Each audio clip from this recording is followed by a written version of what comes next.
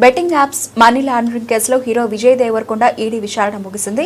అనంతరం ఆయన మీడియాతో మాట్లాడుతూ, నేను గేమింగ్ యాప్ కోసం ప్రచారం చేశా. కొన్ని గేమింగ్ యాప్స్ చట్టబద్దమైనవి.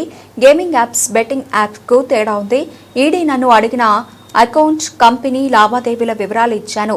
నా సమాధానాలతో అధికారులు సంతృప్తి చెందారు. దేశంలో ఏది తప్పో ఒప్పో చెప్పేందుకు కోర్టులున్నాయి అని అన్నారు.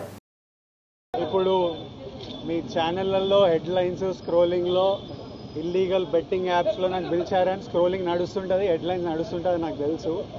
కానీ ఫస్ట్ దాన్ని గేమింగ్ యాప్స్ క్లారిఫికేషన్ గురించి విజయ్ దేవరకొండని పిలిచారు అని ఫస్ట్ ఆ హెడ్లైన్ మీరు నా గురించి మార్చాలి. ఎందుకంటే బెట్టింగ్ యాప్స్ ఇన్వెస్టిగేషన్ తప్పకుండా నడుస్తుంది.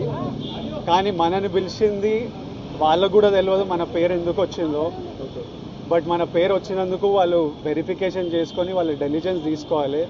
మనం చేసింది గేమింగ్ యాప్స్కి ఎండోర్స్మెంట్. గేమింగ్ యాప్కి బెట్టింగ్ యాప్కి అసలు సంబంధమే లేదు.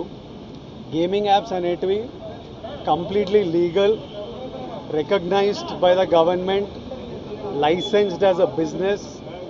వాళ్ళకి జిఎస్టీలు, టీడీఎస్లు, కంపెనీలు, it's fully registered, recognized by supreme court and various state governments. అది గేమింగ్ యాప్. అటువంటిది A23. ఇప్పుడు క్విక్గా డౌట్ ఉన్న వాళ్ళకి క్విక్గా మీరు గూగుల్లోకి వెళ్ళి టాప్ గేమింగ్ యాప్స్ అని కొడితే కొన్ని వస్తాయి. A23తో సహా My11 సర్కిల్, Dream11, MPL, జుపీ ఇట్లాంటివి కొన్ని వస్తాయి.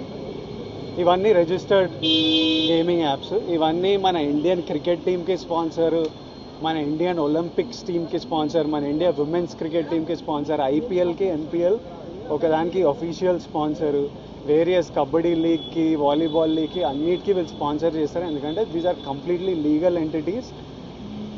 ఇండియన్ ఒలింపిక్స్ టీమ్కి స్పాన్సర్ చేయాలంటే లీగల్ ఉండాలా వద్దా? సో ఫస్ట్ ఆఫ్ ఆల్ ఈ గేమింగ్ యాప్స్ని, ఇల్లీగల్ బెట్టింగ్ యాప్స్ని మీరు సపరేట్ చేయాలి. అది జర్నలిస్ట్గా మీ రెస్పాన్సిబిలిటీ.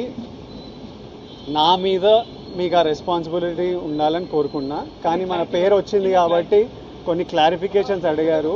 ఆ clarification account details, transaction details ఏంటి, ఆ కంపెనీ అవన్నీ పంపించేసినాము. ఇంతటితో సమాప్తం. Thank you.